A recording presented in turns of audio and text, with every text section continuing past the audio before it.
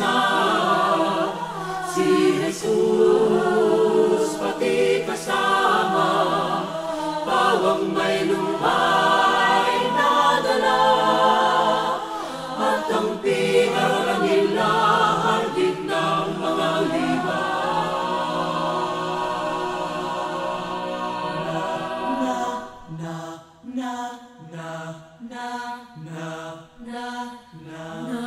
Sila ay dating na nangusap ka pagkalakaw, si Jesus na habang natin sinta manalangin para-para.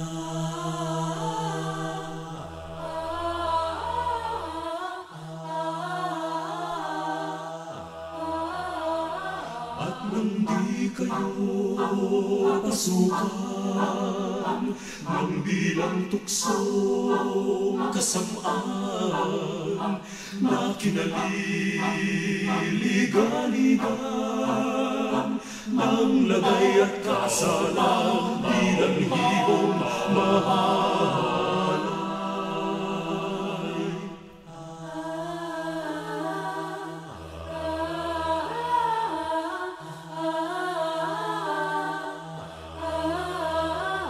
Agad lumayo ng munti sa mga katotong piling.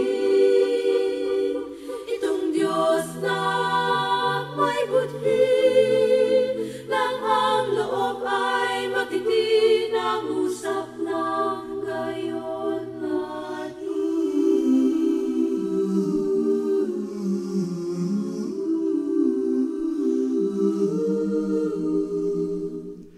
Ama kong Panginoon ko, Anya, ako'y pakinggan mo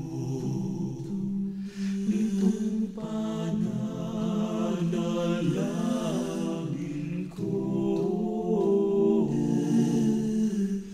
na tumatawag sa iyo, aliwit ng di mabuyog. Ngayon'y anong aking gawin? Ako nga'y nagagaling rin. Ang loob ko'y di ko sundin.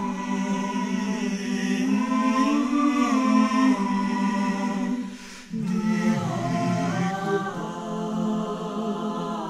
palulusin kung di ang iyong loob din.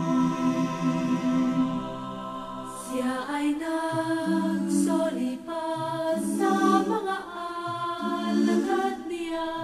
Anya, Ay mga oya, pagtulog ninyo ay aba, ay at malubhang ginhawa.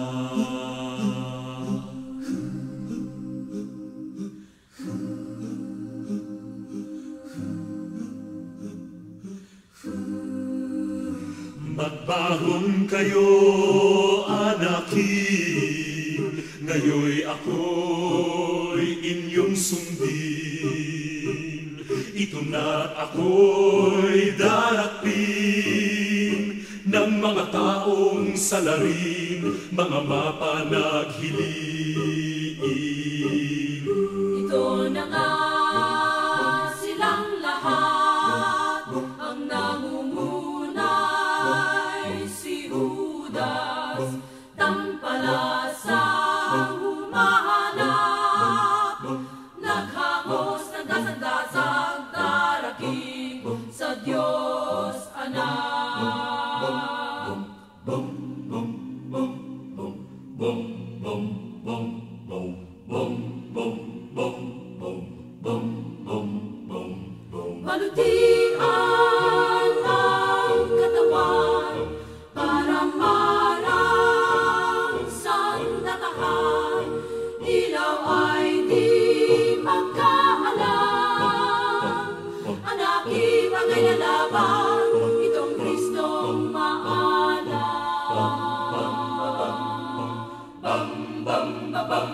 Kapag kakay linapitan, hinarang tuloy ginagdan ni Judas si Kristong mahal. Yaong palatandaan, hudyata pinagtipangan.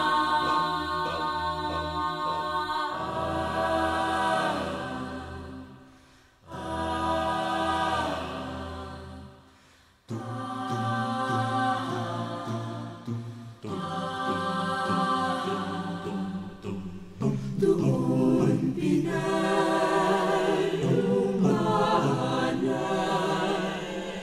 niyong mga tampalasay, kinapos at tinungan.